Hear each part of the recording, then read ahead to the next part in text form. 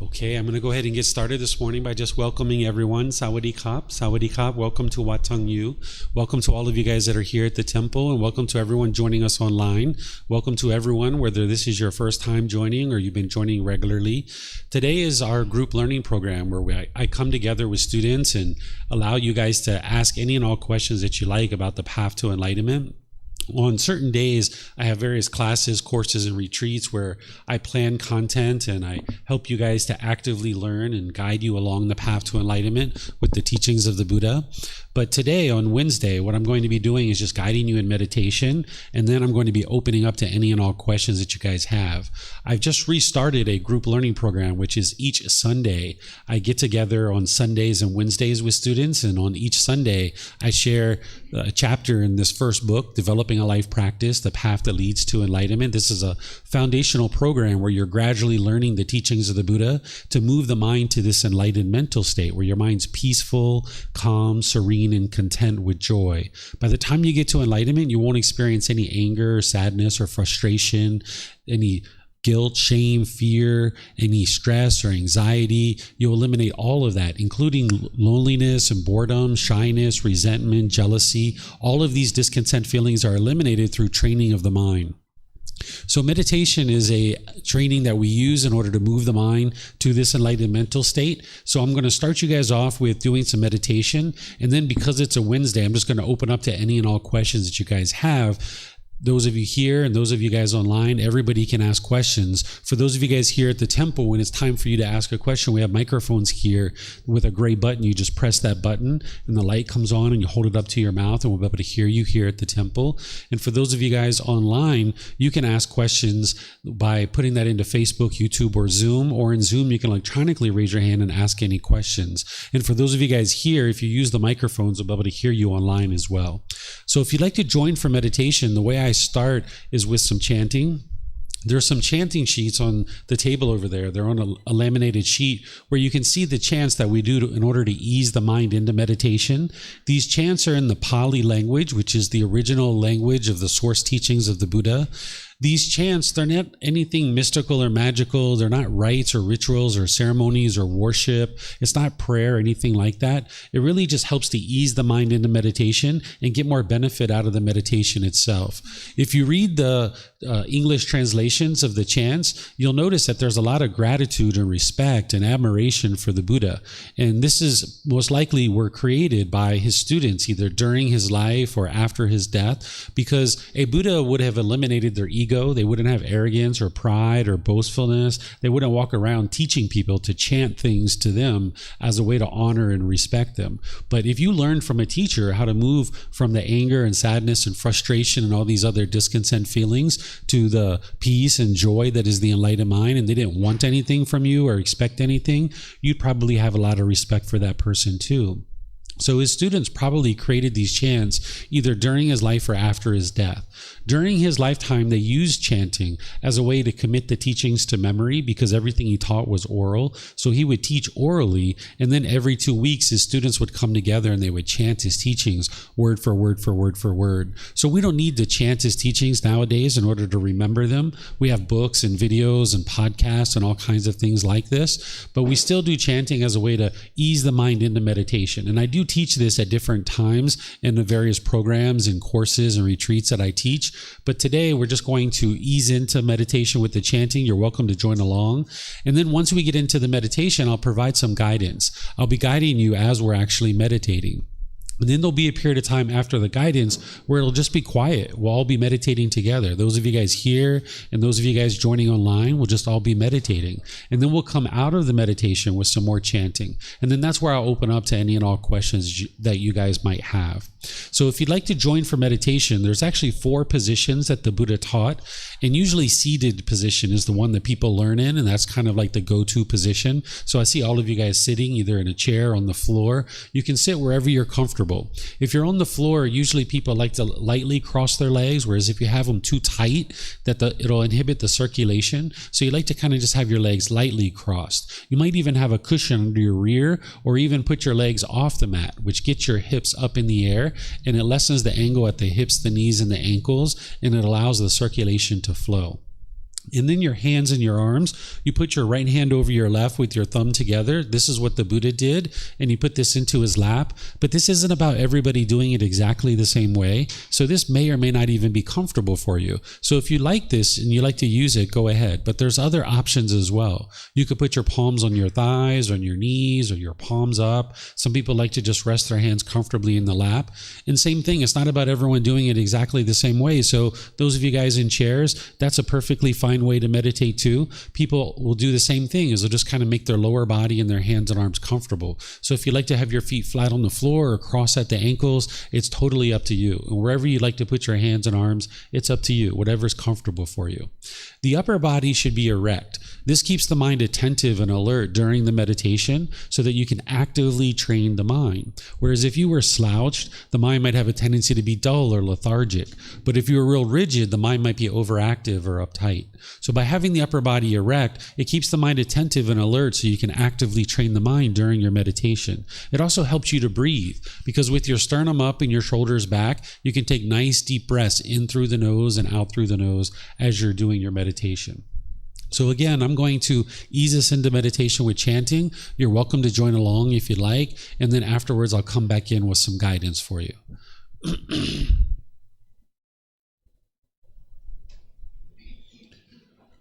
Arahang Samma Sambuddho Bhagava Wat Tung Bhagavanhang Apivateyami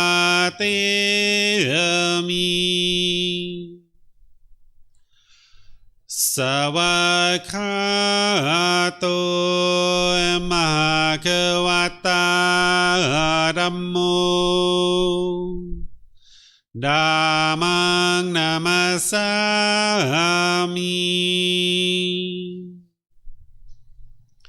Supatipano Bhagavato Sāvaka Saṅkho Saṅghang Namami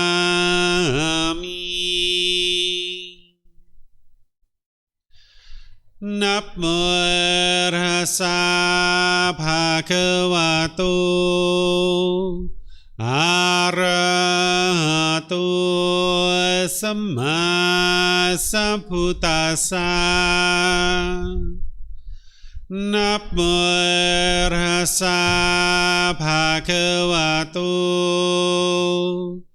Arahato Samma Sambuddhassa Namo Tassa Bhagavato Arahato Samma Sambuddhassa Iti piso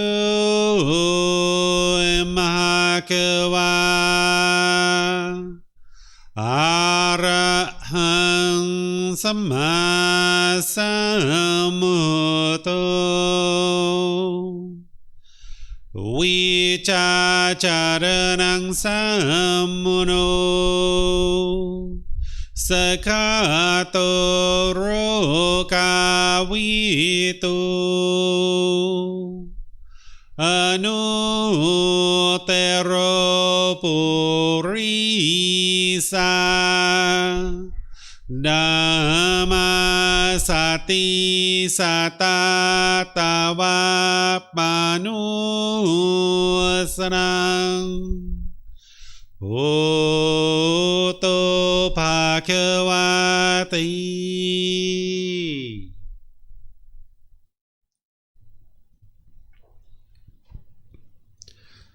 Okay, with the lower body and hands and arms comfortable, and the upper body erect, just close the eyes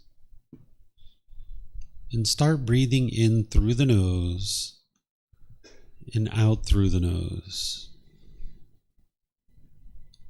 Here you're just looking to establish the breath. A nice, natural, steady, consistent breath. Not forced or controlled, just a gradual inhale through the nose, experiencing the full breath. And then, when you're ready, exhale out through the nose. Breathing in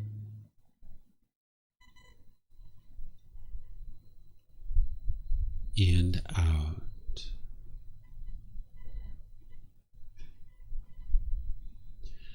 Breathing in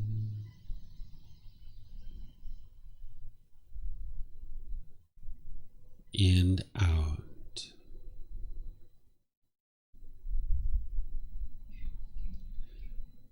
Your breath may not match up with the guidance that I'm providing, and that's okay. This is your practice. I'm just here for guidance. You can use this voice as a reminder that whenever you get to the next inhale, breathing gradually through the nose, developing a nice, natural, steady, consistent breath.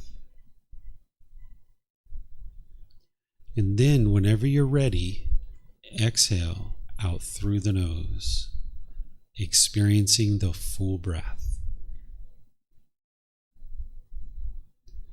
Breathing in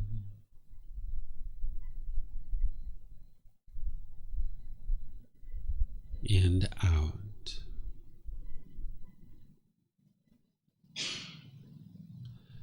Breathing in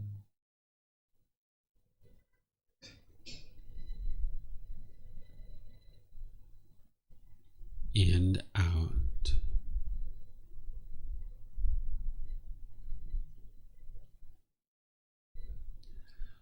Once the breath is well established, start fixating the mind on the breath, either the sound of the breath coming into the nose or the sensation of air moving over the skin into the nose. The breath is the present moment. Fixate the mind on the breath, the present moment. Breathing in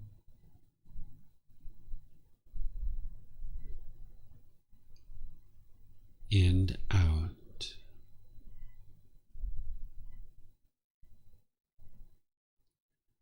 Breathing in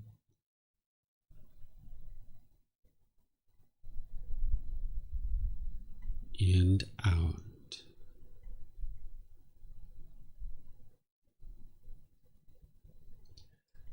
With the mind fixated on the breath, whenever you notice that it moves off the breath, cut that off, let it go, and come back to the breath, the present moment. No need to observe the thought, label it, judge it, analyze it, or even try to figure out where it's coming from. Whenever you notice that the mind is moved off the breath, cut that off, let it go, and come back to the breath, the present moment. Breathing in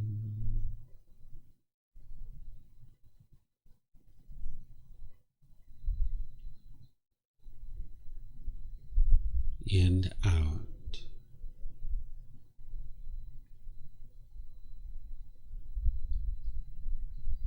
Breathing in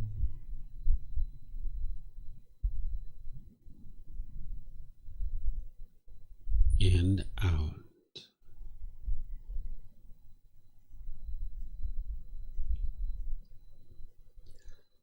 I'm going to be quiet now and let you do this work of focusing on the breath, cutting off and letting go anytime the mind moves off the breath.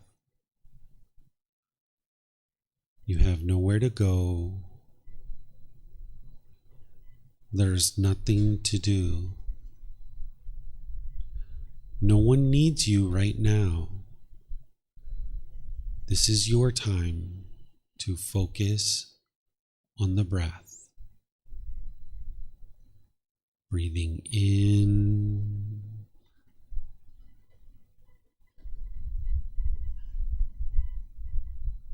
and out.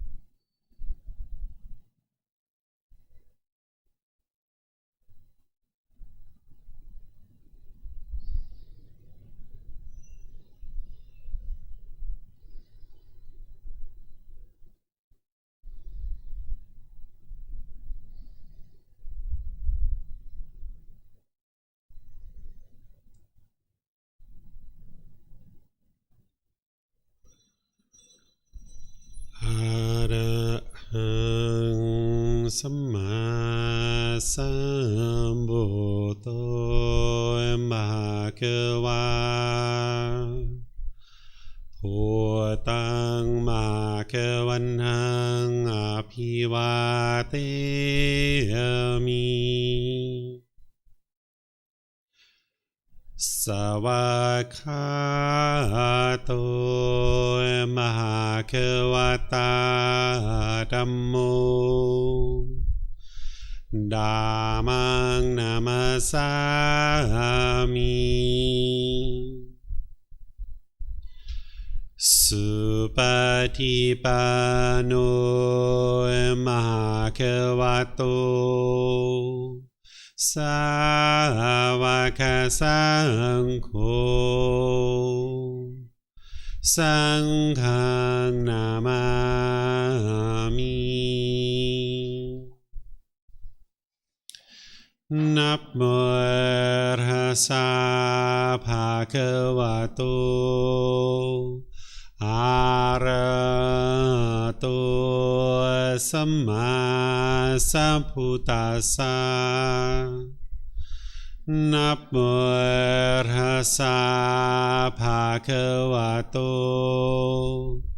อะระหะโตสัมมาสัมพุทธัสสะนะโมตัสสะภะคะวะโต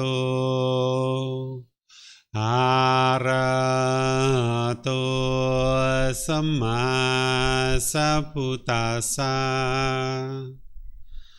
อิติปิโสภะคะวะอะระหังสัมมาสัมพุทโธวิชาจารณังสัมมุโนสกขาโตโรกาวิโตอนุเตโรปุริสาธัมมาสติสัตตาตาวามานุสรังพุทโธภควาติ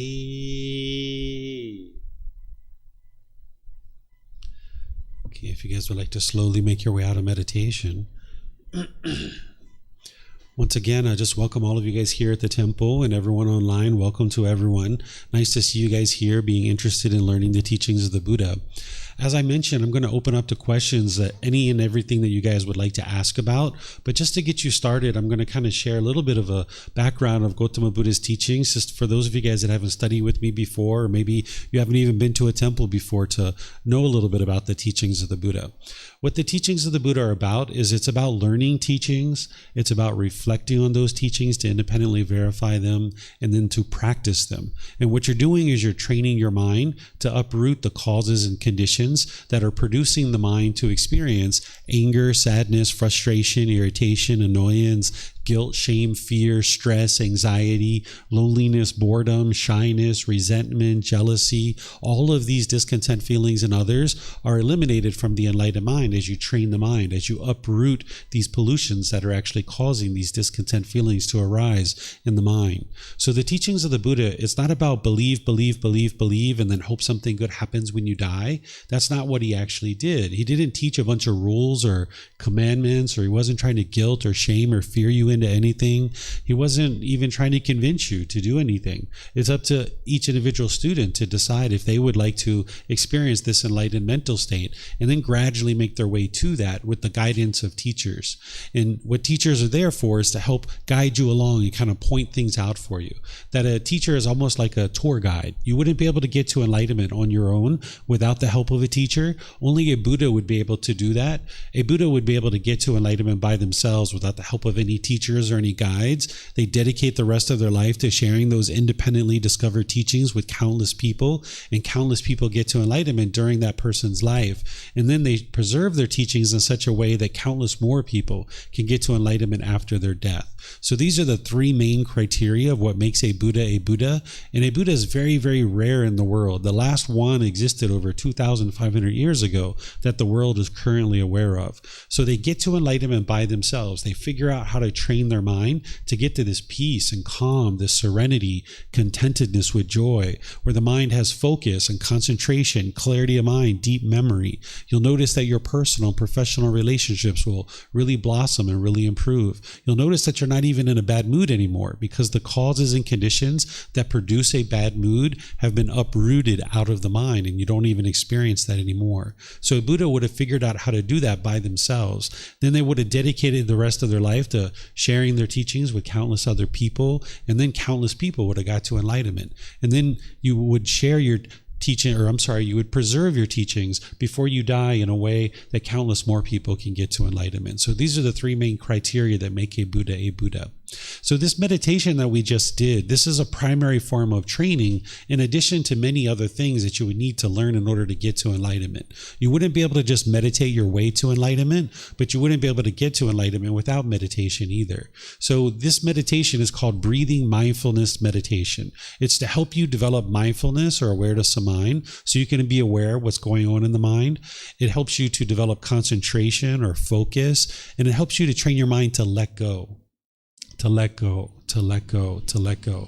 Because when you're holding on to things and you're wanting things to be a certain way, if you get things your way, you'll get happy and you'll get excited, you'll get elated. But if things don't go your way, you'll get angry, you'll get frustrated, you'll get irritated. The unenlightened mind is actually causing its own discontent feelings. Oftentimes in the unenlightened state, we blame the feelings that you experience on other people. You might think that your mom is making you angry, or your life partner, or your children, or your neighbor, or your boss. That's not actually what's causing your anger. This is with the lack of wisdom, the unenlightened mind will think this. But when you learn the teachings of the Buddha and you independently verify them, you can see for yourself that your mind is actually causing your own discontent feelings. And this is the reason why you can eliminate them. Because if it was everybody else that was causing your mind to be discontent, you wouldn't be able to eliminate that unless you trained everyone else to do things a certain way.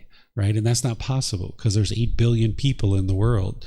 So what the unenlightened mind will do is it'll falsely believe that other people are causing you to be angry. So when you get angry, you'll tend to push people away out of your life, thinking that this is going to solve the problem.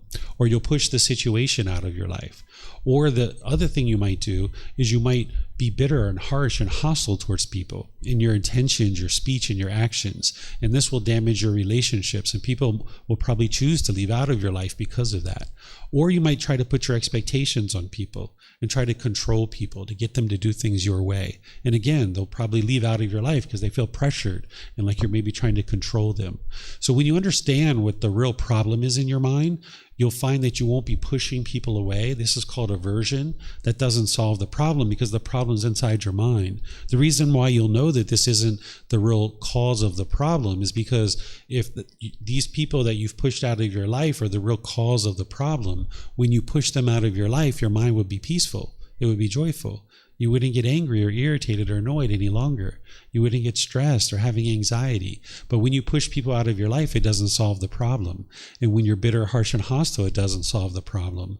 And when you put your expectations on people, it doesn't solve the problem. This is how you know that those things aren't the actual cause. But when you deeply penetrate the teachings of the Buddha, he helps you to understand why your mind is experiencing these discontent feelings. And then you confirm that through your own direct experience. It's something called craving, desire, attachment. It's longing, yearning. The mind's wanting things to be a certain way. And as I mentioned, if the mind gets what it wants, it'll get pleasant feelings. But if it doesn't get what it wants, it gets painful feelings. So for example, if you wake up in the morning and you see it's sunny outside, and that's what you want, you'll get really happy. You'll get really excited because it's sunny.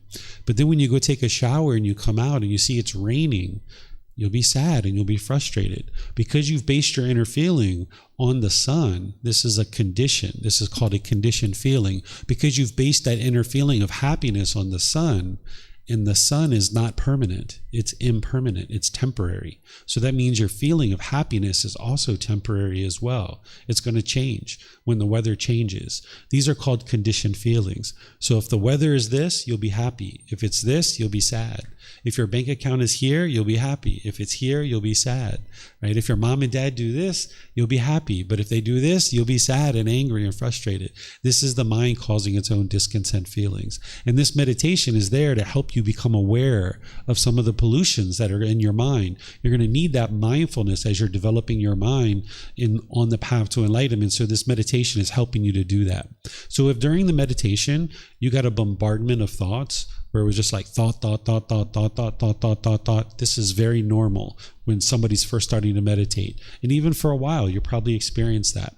Or you might have had a thought and you indulged in that thought for a period of time. And then you realize like 2 or 3 minutes down the road, oh, that's right, I'm meditating. Let me bring my mind back over here, right? This is very common. The goal of the meditation isn't to eliminate your thoughts. Sometimes people think based on the guidance that the goal is to eliminate your thoughts. As long as you're alive, you're going to have thoughts. The goal isn't to actually eliminate your thoughts. The goal is to be aware of them sooner and sooner, and to be able to more easily cut them off and let them go when they're arising. And now in daily life, if you can be aware of these discontent feelings like anger and frustration and agitation, if you can be aware that it's arising, you can cut it off and let it go. If you've been training your mind this way in meditation on a consistent, ongoing basis. And eventually, if you purify your mind, you'll be able to get to the point where the anger doesn't even arise, the frustration doesn't arise, the guilt and the shame and the frustration and the fear and the boredom and loneliness and all those other discontent feelings, that they never arise because you've purified the mind and eliminated the causes and conditions that are producing them. So this is a little bit of a background about the teachings of the Buddha. What I'm going to do is just open up to any and all questions that you guys have. Those of you guys here at the temple, those of you guys online, you can ask any and all questions that you like. I have other classes and courses and retreats that you guys can attend, but today is just kind of a free-form question day, just to help you guys with meditation and any other kind of questions you might have, any miscellaneous questions about anything that you are thinking about the teachings of the Buddha, your personal life, anything that you'd like to understand about guidance to be able to help you in life and kind of guide you on this path or just guide you in life. You can ask any and all questions. For those of you guys online, you can put your questions into Facebook, YouTube, or Zoom. Or in Zoom, you can electronically raise your hand and ask any questions that you like. And then those of you guys here at the temple, if you could use the microphones like we talked about, by just pressing the gray button and then wait for a second, you'll see the lights come on the microphone, and then you just hold it up to your chin and we'll be able to hear you here at the temple, and they'll be able to hear you online as well. And you can keep the microphones with you because there may be somebody next to you that would like to use it as well. You can share it around. So is there anybody here online that would like to ask any questions?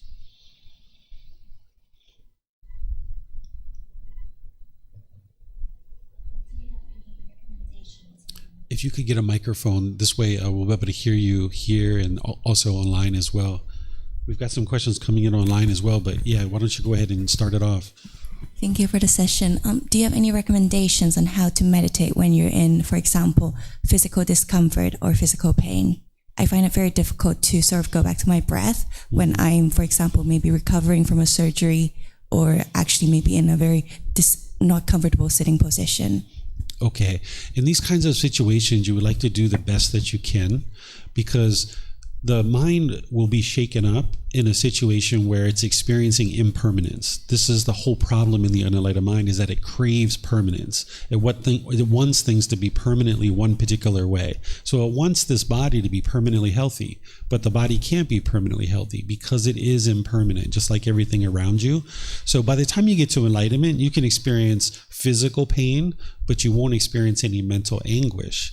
In the unenlightened state, you'll experience physical pain, and you'll also experience mental anguish, which actually heightens the physical pain and makes it feel more intense. So in the process of getting to enlightenment, if you're experiencing physical pain in the body, in terms of like a sitting position or something like that, you should adjust your position and change your body position. It's unwise to just sit there in pain and pain and pain if you can adjust and change your position and get to some comfort. But if it's something like a surgery or something like that, where even just laying in bed, there's some pain there, you try to do the best you can. If you normally get 20, 30 minutes or what have you of meditation, you might only be able to get 1 minute or 3 minutes or 5 minutes or something like that. And that's okay. That's really good training for you during the time where you're experiencing that pain to let go and let go and let go. So you just do the best you can during that period of time, realizing that your meditation is impermanent too, that sometimes you're going to be able to get a good 30 minutes or so, or whatever it is that you usually get.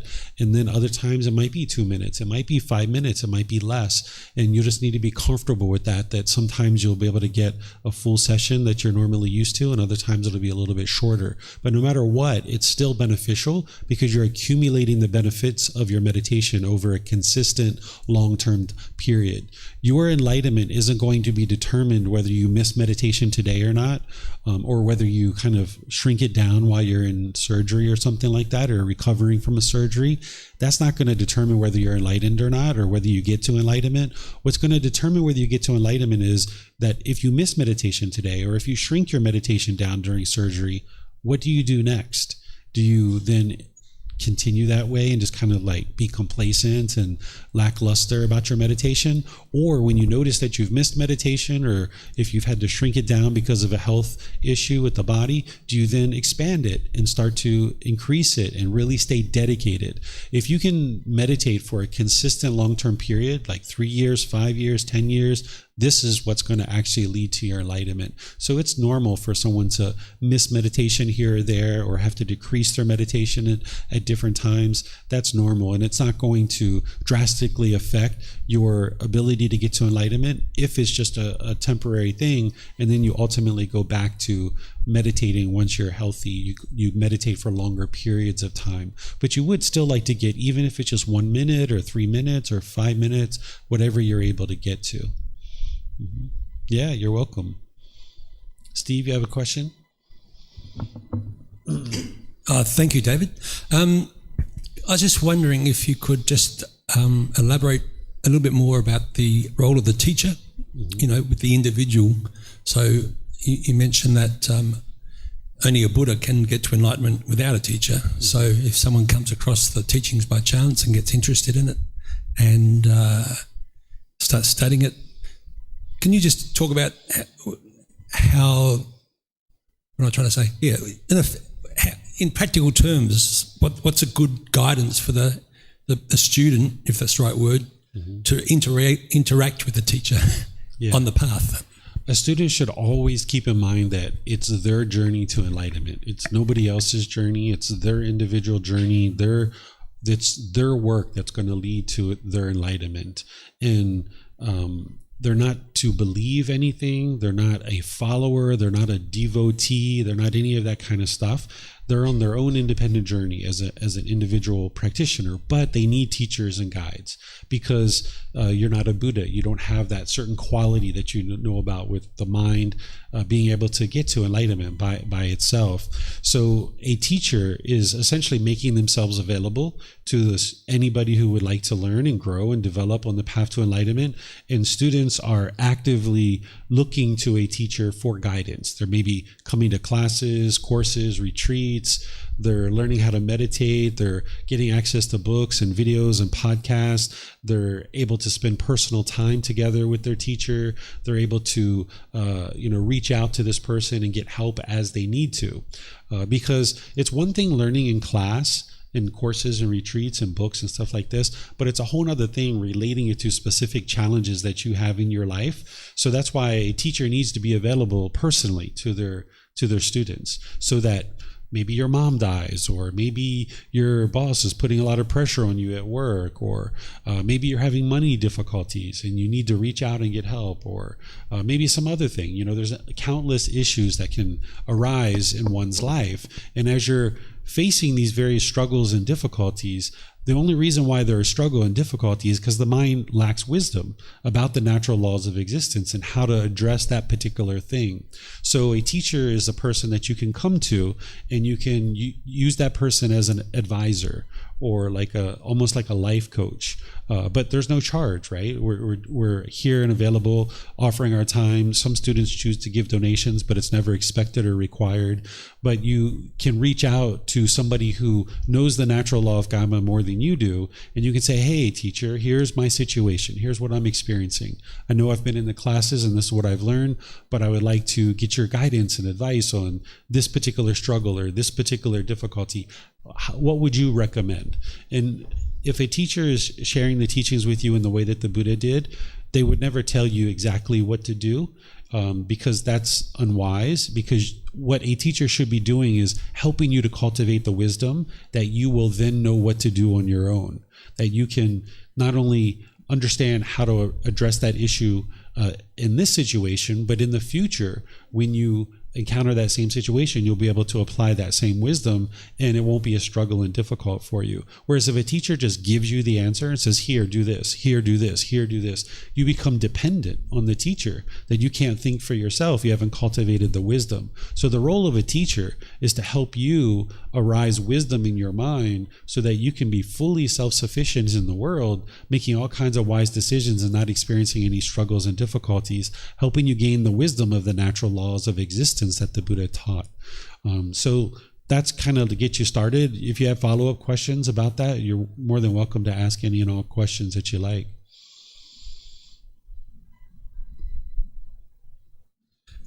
No, that's very helpful. So in practical terms, it's like, if, I don't know, X, Y, Z, I'm struggling with this. It's, concrete situation, could be a relationship or some activity.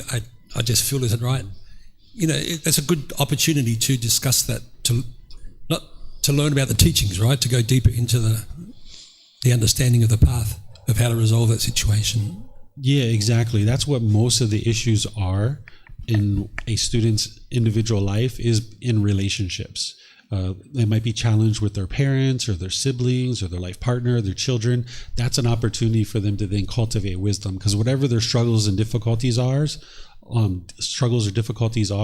it can be solved through the wisdom that the Buddha shares. But if the person's struggling and having difficulties, they just don't understand that wisdom.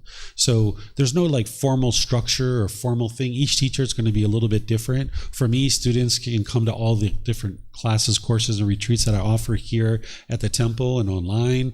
Students can schedule appointments with me online to meet in Zoom. They can meet with me in person, whatever city I'm in. I travel around different places and teach different places. So students, if they build a relationship with their teacher, this is really helpful, because you're going to need to learn how to cultivate healthy relationships. And a teacher should be treating you with appreciation, gratitude, and respect. They should be treating you with politeness, kindness, friendliness, and respect. And then that's kind of like an example for you of the type of relationship that you can forge with the teacher, that now you can create that same type of relationship with other people in your life too. Because oftentimes people don't know how to do that. They don't know how to have a very healthy relationship where there's appreciation and gratitude and respect, and there's politeness and kindness and friendliness. Because of attachment, oftentimes people really struggle in relationships, and there's bitterness and hostility and argumentative speech, and you shouldn't be getting any of that from a teacher whatsoever. A teacher should be loving and kind and warm and gentle and be patient with you, to be able to talk with you. And even if you ask the same question 10, 15, 20 times over the course of years, they should be just as patient to answer that question for you as the very first time that they answered it for you. And then that's kind of your example of how to forge a really healthy relationship. And then you can replicate that in other parts of your life as well. You're welcome. Okay, we have some questions coming in online. You guys have some questions here too. Let me take a couple online and then I'll come back to you as well. Yeah, feel free to get the mic. Let's see. We have some coming in here on Zoom. What should I'm sorry, my eyes are very blurry here. What should I think you're saying do if there are physical feelings while doing meditation? For example, sometimes feel heart uncomfortable, stomach ache. Thanks. Okay, let me read your other question here as well. There are many social standards for example, people should work. People might feel shame, guilty, anxiety, etc., when they are in their break. And families and friends keep asking, how about your job?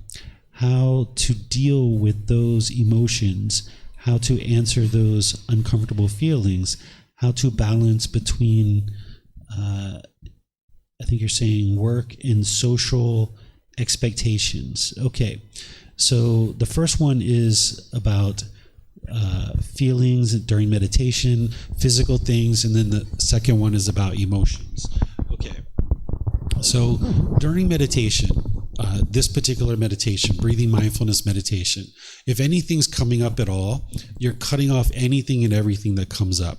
And the reason why is because you're training the mind to be able to notice the thought through mindfulness and to be able to easily cut it off and let it go. That's what you're doing in meditation in terms of any thoughts or feelings that arise during meditation, because you're trying to discipline the mind and be able to control the mind so that then in daily life, you can have that mindfulness and concentration and the ability to let go. But in daily life, you're only letting go of the unwholesome thoughts. In meditation, you're training one way, but in daily life, you're doing something a little bit different. It's kind of like a professional athlete. They would train one way in the gym, and then their sport would look completely different. So you name any sport out there, they're going to most likely be doing some weight training, cardiovascular training, agility training, but they might be a pole vaulter. So their weight training in their gym is going to look very different in their exercise than what they do in their sport. So this is actually exactly the same way that in meditation, we're training the mind to cut off anything and everything that comes up in terms of thoughts or feelings. That's what you're doing in meditation. But in daily life, you're only cutting off unwholesome thoughts or feelings. And all those feelings that you're mentioning in your second question, like anxiety and guilt and shame and all those things, that's what you're cutting off. You're not suppressing these thoughts. Sometimes when I teach this and when they read the Buddha's teachings, people think that you're suppressing your thoughts. That's not what you're doing. You're not you're not suppressing your feelings. What you're doing is you're eliminating the causes and conditions that are producing them. So when a feeling is arising, like anger and sadness and frustration, there's going to be some bodily sensations that are cluing you in that this is actually arising. And then after the bodily sensations, it's then going to become a feeling in the mind. And then if you don't cut it off there, it's going to affect the condition of your mind. And then it feeds what we call a mental object. So if you've ever gotten angry before and you've noticed like heat in your chest, or you've noticed tingling or tightening in your chest or tightening in your throat, heat in your face or pressure in your skull, this is the bodily sensations that are cluing you in that you're about to get angry. You're about to get frustrated. Every single feeling that you have, whether it's pleasurable, whether it's painful, or whether it's neither painful nor pleasant, there's a bodily sensation that's happening before the mind experiences the feeling. And this is your early warning system to alert you that, hey, you're about to get angry. Hey, you're about to get frustrated. And you can cut it off there as a bodily sensation if you've been training your mind well enough and you've been consistently building up your practice. If you miss it as a bodily sensation, it's going to come into the mind. And now you're angry. Now you're frustrated. Now you're agitated. It's kind of like if you were taking a boat from Australia to Indonesia, you would like to prevent the water from ever coming into the boat, because once the water gets into the boat, you've got a real problem to deal with. It's the same thing as if you can cut these feelings off as a bodily sensation. These are what's called conditioned feelings. You can cut them off as a bodily sensation. You can prevent them from ever coming into the mind. You can preserve your mind. You can keep your mind peaceful and joyful. And if you train your mind deep enough and well enough, you'll actually eliminate all the causes and conditions that are producing these feelings to arise in the first place. And they won't actually ever arise any longer. But it takes gradual training, gradual practice, and gradual progress to do this. You can't just listen to me say this once and explain it once and then just be able to go out into the world and do it. There's actually a whole entire eightfold path. This is the core central teaching of the Buddha, where there's these 8 individual factors that you dial in closer and closer into your life. And as you do, you'll notice better and better qualities of mind because you're eliminating more and more of the pollution in the mind. It's kind of like if you had a speaker system with 8 dials, you would dial this in, all these 8 dials, and you would get a better and better quality sound coming out of your speakers. And the same thing is true about about your mind, if you dial these 8 factors in closer and closer, you'll notice better and better quality in your mind. So these feelings that you're talking about, like how to deal with them, in the teachings of the Buddha, we don't actually deal with these feelings. We actually eliminated the causes and conditions that are arising them. But in the meantime, from where you are now until you're enlightened, you're going to experience some anger and frustration and all these other discontent feelings. And what you would like to do is maintain your understanding that your mind is causing these feelings itself. If you go around the world and blame other people for the feelings that you experience, you're looking in the wrong place, and you'll just continue to have the same problems over and over and over and over again, and you'll never solve your actual problem. And you'll actually damage your relationships too, because when you're bitter, harsh, and hostile in your relationships, all that stuff's going to come back to you. Whether it's your children, your boss, your sister, your brothers, when you're bitter, harsh, and hostile to people, this all just comes back to you. So if you can get to the point where you study the original teachings of the Buddha and you can see that your mind is causing your own discontent feelings, then you can look inward and discover the true causes and then apply the tools and techniques to actually eliminate those true causes and conditions, uproot them out of the mind, and then get to what we call liberation, or freedom from these strong feelings where you don't need to keep experiencing them over and over and over again. So you have a question?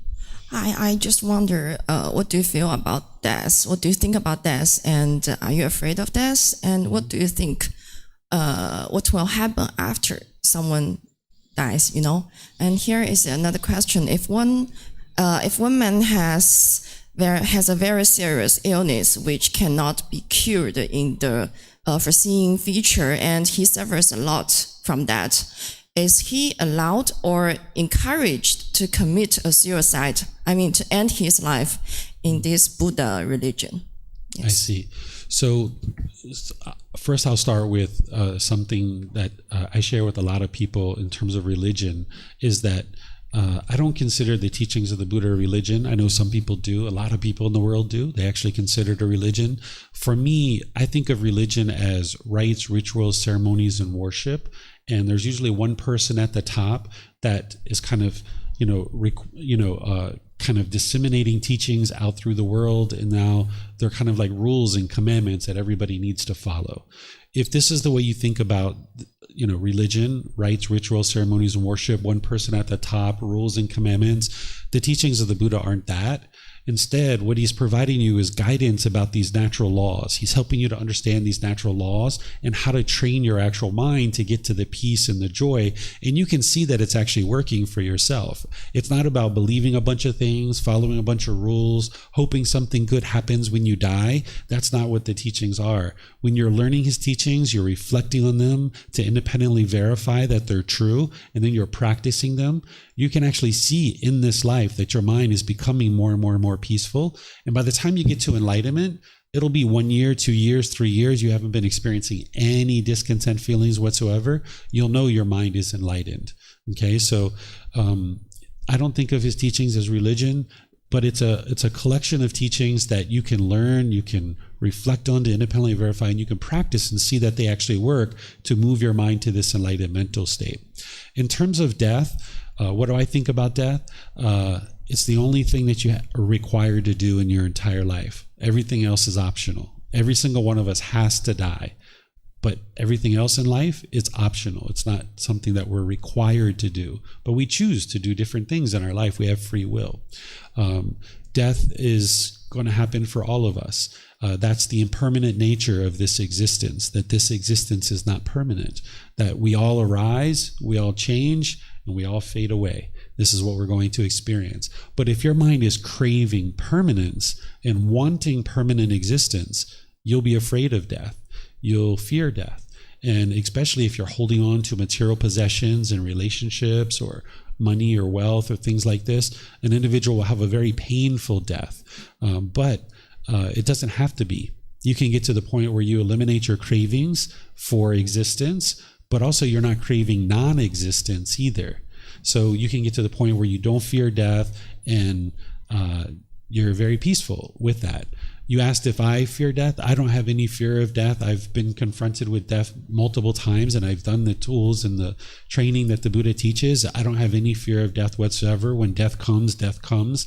And some people can actually know when they're going to die as part of awakening the mind to enlightenment. The Buddha knew when he was going to die. He even gave people a 3 months heads up and let people know like 3 months in advance before he was going to die. And then he died, after that. The other question you asked was about if somebody was terminally ill, what would I recommend? You were talking more about a religion and, are they, is it okay to kill themselves and stuff like this? There's nobody in Buddhist teachings that is setting rules and commandments for everybody of what everybody has to follow. It's about learning and understanding the teachings of the Buddha, and then each individual person on their own individual journey, like what I was sharing with Steve, you make the decision that you feel is best for you. If somebody asked me, David, should I kill myself? I would say, no, that's the most unwise thing you could do. That's one of the few things that I say that I would give direct guidance. I wouldn't say, well, if you do kill yourself, actually I would. I say, well, usually I tell people, if you kill yourself, this is what's going to happen. And if you don't kill yourself, here's what you need to understand. The thing about death and people who are interested in killing themselves is usually people aren't interested in truly dying. They're just interested in the pain stopping. They don't understand how to stop the pain, whether it's physical pain or emotional pain or a combination of the two. They don't understand the escape. But the teachings of the Buddha provide you that escape. So in the human state, you have the opportunity to learn and grow and develop and actually escape these painful feelings. If somebody kills themselves, they're just going to be reborn over and over and over again. This is actually something you can independently verify, the cycle of rebirth. As I mentioned, the teachings of the Buddha, they're not based on belief. You don't even believe the cycle of rebirth. You might not have the wisdom right now of how to independently verify the cycle of rebirth, but as you learn and grow on this journey, you can actually gain the wisdom of how to independently verify that the cycle of rebirth is true. So an individual who thinks that they only have one life, they might think the escape of these painful feelings is to kill myself, and that's going to solve the problem. But it actually doesn't. It makes the situation worse because you're in the human state now. You have the ability to train your mind and get to an improved existence, either in this life or maybe an improved rebirth in your next life. Whereas if you kill yourself, that's a very strong, significant craving, and there's a high potential that you could be reborn into another realm, not the human realm, and have less and less of an opportunity to actually get to enlightenment and escape those painful feelings. So if somebody was contemplating suicide, I would let them know that it's the most unwise thing that they could ever do. If they did do it, they would be relegating themselves to potential rebirth into the lower realms, which would make it increasingly more difficult to get back into the human realm to be able to actually get to enlightenment and escape those painful feelings. Any other questions here? I think we have some more coming in online here. Let me check. Let's see. The text in Zoom is really small, so it's hard for me to actually see.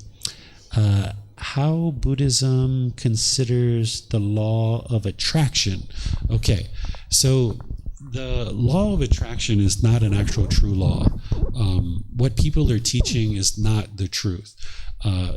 There's no such thing as a law of attraction. The way that anything happens in this world is through what's called cause and effect, or action and result. It's the results of your decisions. You make wise decisions and you produce wholesome results. You make unwise decisions and you will experience unwholesome results. This is called the natural law of karma, where some people refer to it as karma. The word karma is the Pali version of this word. The original teachings of the Buddha are written in the Pali language, so people who study the original teachings of the Buddha will tend to use the word karma. But this word karma is more popular. It's from the Sanskrit version of that particular language, or in what people refer to.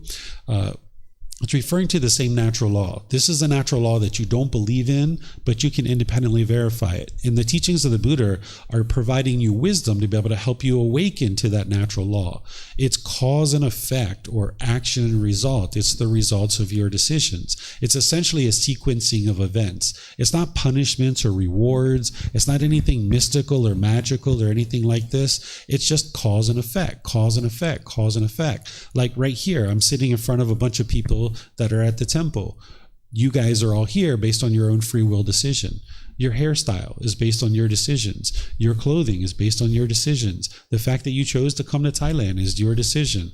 Where you're sitting is your decision. Whether you're sitting in a chair, you're sitting on the floor, whether you're sitting with a cushion, or whether you're sitting with a chair and a cushion, whatever it is that you've chosen to do, these are choices that you're making.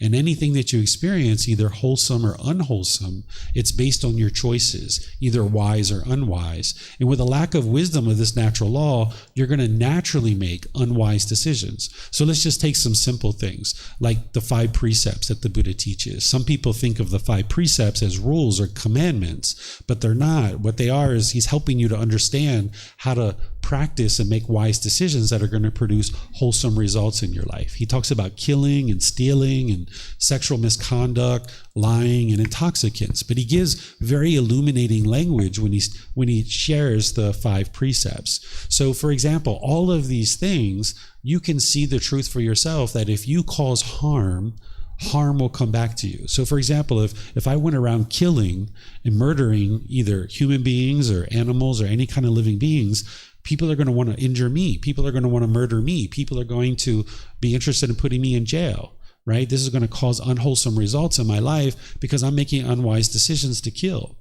Or to say steal. If I went out and stole, this is causing harm to people. People are experiencing harm due to my stealing because they had to acquire a certain amount of income to be able to purchase that car. And now that car provides them transportation to take their children to school, to go to work and earn money, to collect groceries. And if I stole that car, I'm causing harm to somebody. And now this harm is going to come back to me and it's going to affect me. And same thing with sexual misconduct. The Buddha gives very detailed teachings on sexual misconduct. He talks about like going outside of your relationships, having sex with minors, having sex without consent, things like this. And you can look at these things and you can see the truth for yourself that, yeah, if you've ever had sex with multiple people in a very short period of time, you have the potential to get sexually transmitted diseases. If you go outside of your relationships, you have the opportunity to get injured or fights and arguments. People have been murdered over things like that, right? This isn't like the Buddha isn't explaining the way the world should be. He's explaining to you the way the world is, that this natural law of karma is cause and effect or action and result. It's happening at all times everywhere around us. We're experiencing the cause and effect of the things that we are choosing to do. Based on our wise decisions, we'll experience wholesome results. Based on our unwise decisions, we'll experience unwholesome results. And what the Buddha is helping you do is awaken to this wisdom, and now you can independently verify it, make wiser decisions in your life, and experience wholesome results. But if an individual continue to blame other people for what they're experiencing, you'll never fix the things that are going on in your life. And that's what the unenlightened mind will typically do. The unenlightened mind will typically blame other people for what they're experiencing. Or you might think it's good luck or bad luck, or you might think it's fate or destiny, or some people think about this natural law of attraction, or not this natural law, but the law of attraction.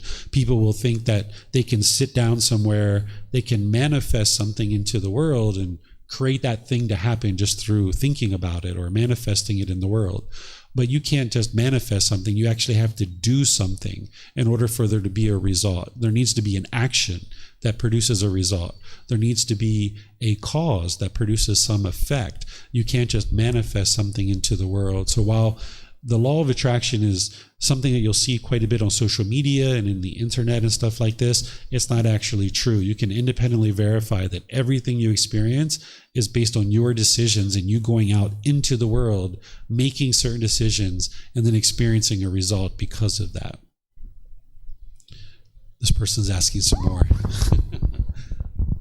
Let's see. If the karma, the cause and effect, is the truth, how about sometimes good things don't happen to good people? How about the causes don't bring the expected effects. Okay, so in what you're sharing is that you're looking at this particular person as a good person, and that's wonderful that you look at everybody as a wise person, right, or as a wholesome person. I wouldn't suggest that you ever judge anybody as a bad person, so to speak. I don't even use those words really, good and bad. I use wise and unwise decisions and wholesome and unwholesome results. But what you're seeing in an individual's life is a small window into the types of things that they're choosing to do in their life. You're not seeing the totality of everything that they've done in their entire life, in this life and in previous lives as well. So when you say that this is a good person and now something bad is happening to them, or the good thing isn't happening to them, you're not seeing all the decisions that they're making. You're not seeing all the situations that they're in. So you're considering this person to be good, but you aren't with them all the time. So you don't know all the different decisions that they're making in all their different relationships. So it would be unwise to look at somebody else's life and try to see the natural law of karma 100% through somebody else. You can see the natural law of karma through other people's life. This is what I do sometimes when I watch the news. If you watch the news, you'll see a certain politician might get up on the news at 5 o'clock and they'll start gossiping and slandering somebody. And then like 2 or 3 or 4 days later, somebody will get up and gossip and slander that politician too, right? Because this is the results of that person's decisions. If you gossip and slander people, people are going to gossip and slander you too, right? Or you can look at people who have murdered. You know, they've done a lot of murdering and they end up getting killed or murdered themselves, right? This is the cause and effect. But if you try to look at other people's life in their totality, it would be very difficult for you to see another person's life in their totality. So that's why everything in this practice is all about your journey to enlightenment and focusing on you getting to enlightenment and you cultivating the wisdom, because you can see a good portion of your life and you can observe that. And as you're learning and practicing these teachings, you can gain wisdom to be able to look inward at your own mind and what's going on in your life, and then be able to clean up the decisions that you're making through your own life. Okay. Any other questions here you guys have? There's some questions coming in here. Oh, you have another question? Okay. You mentioned that you don't think of Buddhism as a religion, but so I kind of consider Buddhism as a belief system, if that makes sense. So I'm just wondering that within this belief system, there are like other concepts, for example, nirvana and dharma. And at one point, can a person sort of self-identify themselves as Buddhist if they haven't started believing the totality of the whole belief system yet? Okay. So if you're thinking about the Buddha's teachings as beliefs right now, I would say that you haven't yet penetrated into understanding the teachings of the Buddha yet, because nothing in the teachings of the Buddha is based in belief. Every single aspect of his teachings can be independently verified.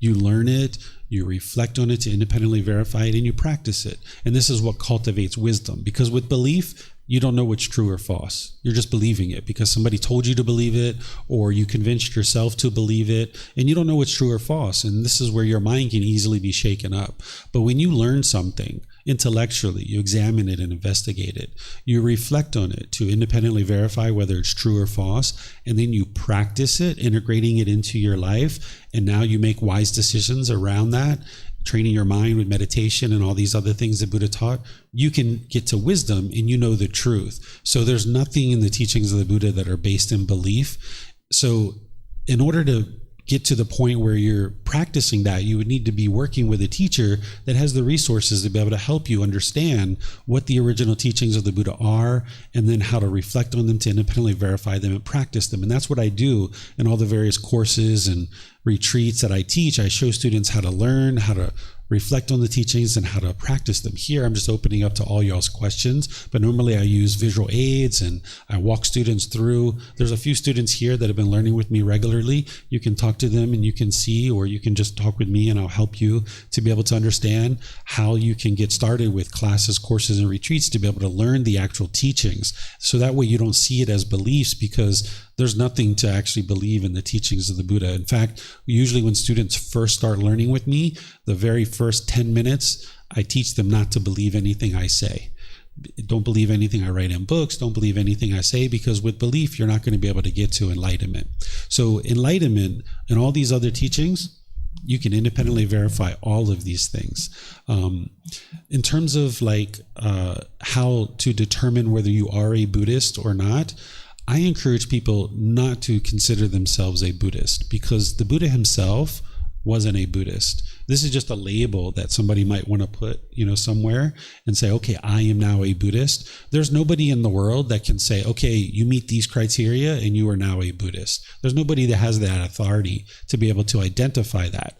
And even if somebody did adopt the identity of I am a Buddhist, in order to get to enlightenment, you need to drop that label from your mind. Because if you have that label in your mind that I am a Buddhist, when somebody says something complimentary, you'll get pleasant feelings. You'll get excited, like, wow, they're saying all Buddhists are lovely and kind and friendly. I am a Buddhist, so I'm going to get really excited about that.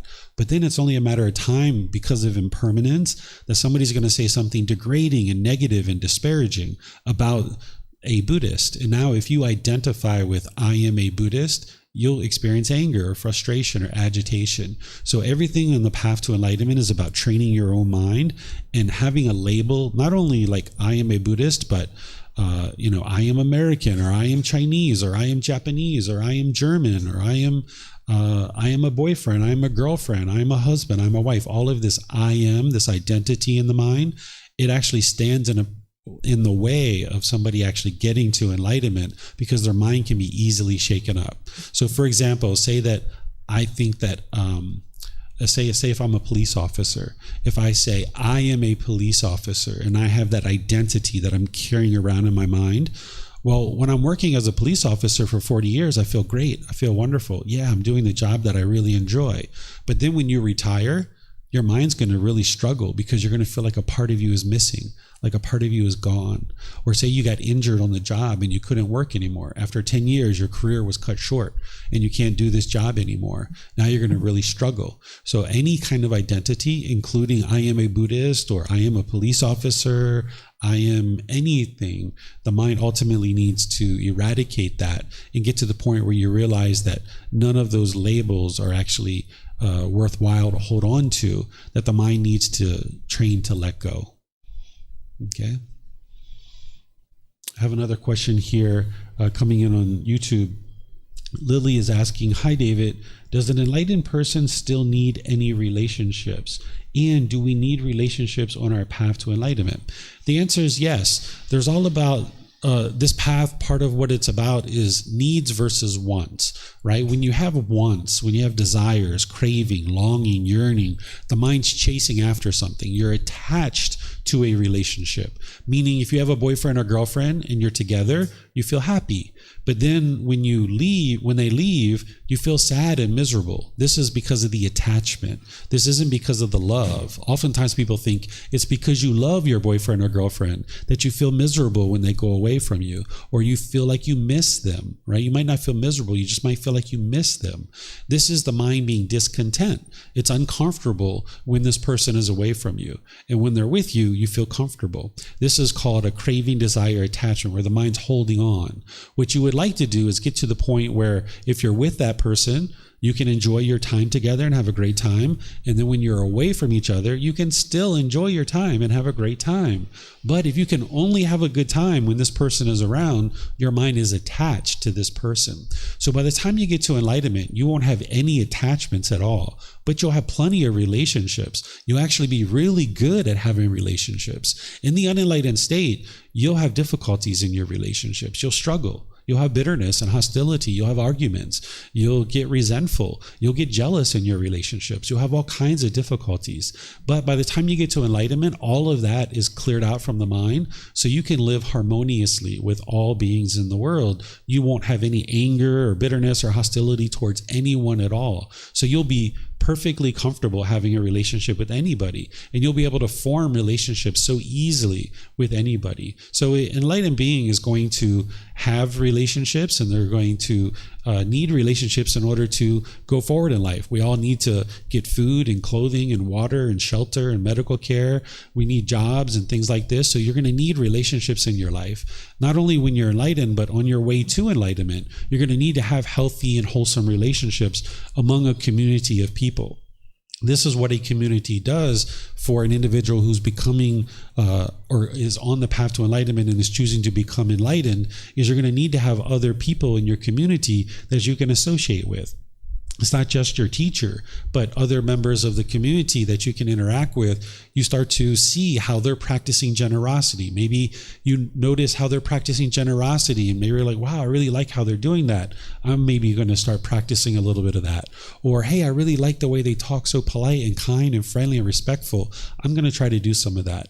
Or, hey, I really like how they have this great relationship with their mom, and you kind of learn a little bit about that, right? And you kind of learn from your teacher, yes, but you learn from other members of the community as well, just through observation, not overt learning where somebody's stepping into your life and telling you what to do, but just kind of like observation. This is one of the ways that you can actually learn. So an enlightened being's going to have plenty of relationships, and all the relationships are going to be at ease. And on the way to enlightenment, you're going to need to clear up your relationships. If you have bitterness and hostility and aggression in your relationships, by the time you get to enlightenment, you will have cleared all that out. You won't be arguing with people. You won't be upset with people. You won't be holding grudges. But right now in the unenlightened state, the pollution in the mind is there. So it's very difficult and a challenge to do that, right? So hearing that your relationships can all be at ease, it's like, wow, that sounds really great. But how do I do it? Well, the first thing is you need to start training your own mind. Right? You need to learn the path to enlightenment. You need to train your own mind. Oftentimes people think the problems in their life is the other person.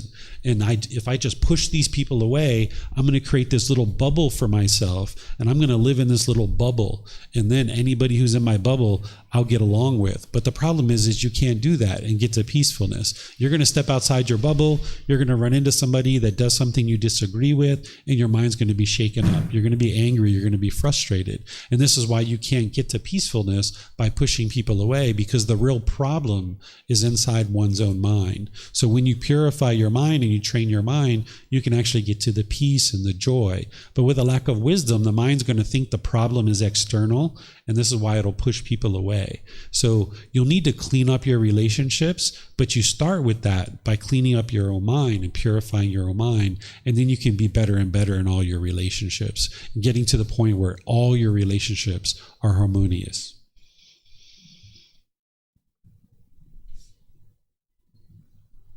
Any other questions here? No? Okay.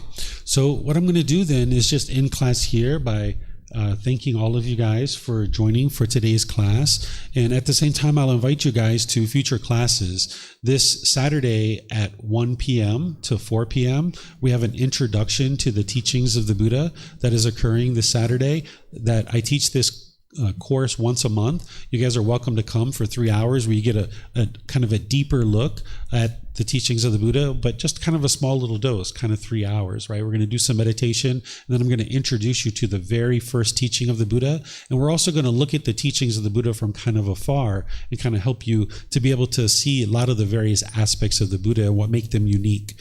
And then on Sunday, I'm going to be teaching at 9 a.m. I'm going to be teaching our group learning program, which is a second part of a 3-part series where I'm going to be teaching the Eightfold Path. I'm going to be teaching right speech, right action, and right livelihood, which is the moral conduct section. I'm going to be doing that at 9 a.m. On Sunday here, and also at 9 p.m. from my home, where I'm going to be live streaming here at the temple and from home as well. Each Sunday, Wednesday, and Saturday, I have classes at 9 a.m. and 9 p.m. And I teach here at the temple at 9 a.m. and live stream. And then from home, I just do live stream at 9 p.m. So no matter where you are in the world, there's a live class available for you. And they're actually recorded as well on YouTube, Facebook, and on our podcast. So if you can't make the live classes, you can learn that way. So all the books and everything, the classes, courses, and retreats, everything's available to you at no cost. The personal guidance, everything's available to you. Even next week, I'm going to be starting a course on Monday called The Foundation and the Path to Enlightenment, where it's a 5-day course from 9 a.m. to 3 p.m. And you can learn all the real deep foundational teachings that you need to make your way to enlightenment. And it's available to you at no cost. There's books, there's videos, there's podcasts, there's all the resources available for you. All you need to do is decide that you're done with these sad feelings. You're done with being angry. You're done with arguing. You're done with experiencing fear and guilt and shame. You're tired of that, and you would like to do something different. And if you'd like to do something different, the teachings of the Buddha are here to help you, and I'm here to help you as well. So thank you all for joining, whether you're here at the temple or you're online. Thank you all, and perhaps we'll see you guys in a future class. Have a very lovely and wonderful rest of your day. Sawadee krap. Sawadee krap.